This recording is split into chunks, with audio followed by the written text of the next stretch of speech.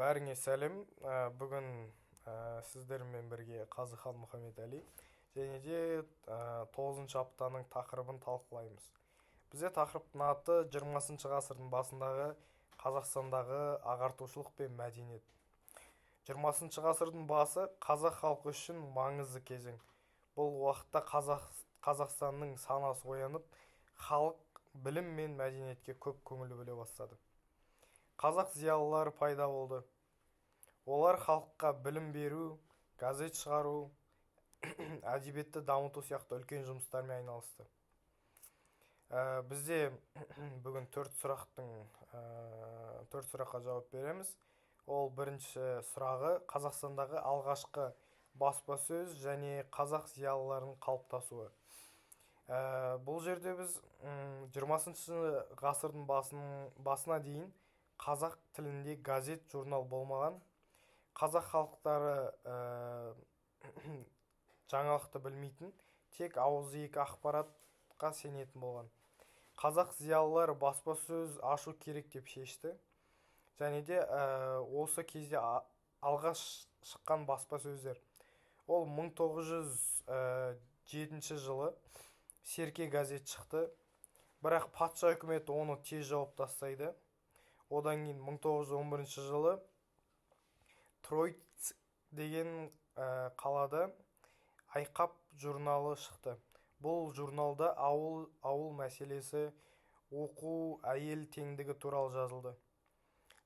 Келесі 1913 жылы Қазақ газет шықты.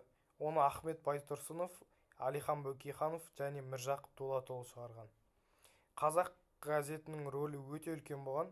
Онда Қазақтың жер мәселесі, оқу, ағарту, елдің болашағы сияқты маңызды тақырыптар көтерілген. Газет, журналдар шыққаннан кейін қазақ зиялылары қалыптасты. Олар халықты оқытуға, білімге шақыруға тырысты. Бізде екінші сұрақ жәдіктік қозғалыс және Ахмет Байтұрсынов деген. 20-шы ғасырдың басында оқу жүйесі өте ескі болған. Мектептерде тек дін сабағын оқытатын. Қазақ зиялылары білімді жаңарту керек деп санады. Осы мақсатпен жәдіктік қозғалыс пайда болды. Жадид деген сөз жаңару, жаңа әдіс деген мағынаны білдіреді. Жадид мектептерінде балалар дыбыспен оқуды үйренді. Математика, география, тарих сияқты пәндерді оқытты. Бұл қозғалыстың ең белсенді жетекшісі Ахмет Байтұрсынов болды. Ахмет Байтұрсынов қазақ әліпбиін жасаған, төте жазу ең бірінші. Тіл құрал әліппе оқулықтарын жазған, қазақ газетін басқарды. Ол халыққа білім берудің ең маңызды іс деп санаған. Сондықтан оны ұлт ұстазы деп атап кеткен. Үшіншісі, Абайдың мұрасының жиналып басталуы. Абай Құнанбаев қазақтың ең үлкен ақыны, ойшылы, бірақ оның шығармалары көп жылдар бойы тек ел ішінде ауызша тараған болған. 1909 жылы Санкт-Петербургта Абайдың өлең жинағы алғаш рет кітап болып басып шықты. Бұл іске Алихан Бөкейханұлы, Ахмет Байтұрсынұлы, Міржақып Дулатов үлкен үлес қосты.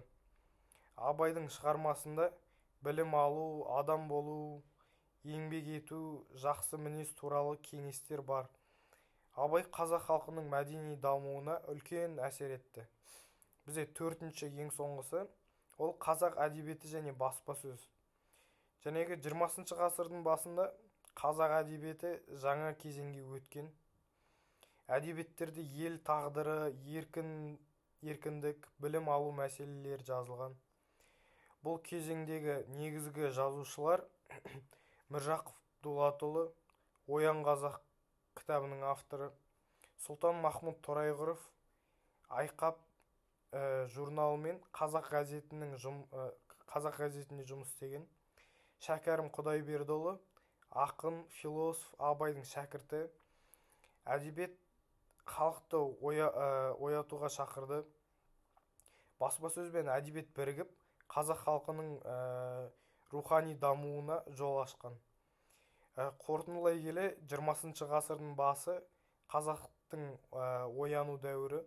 Бұл кезеңде қазақ тіліндегі газет журналдар шыққан, Ахмет Байтұрсынов жаңа әліпбимен оқытулар жасаған, Абай шығармалары кітап болып басылып шықты, әдебиет жаңа деңгейге көтерілді.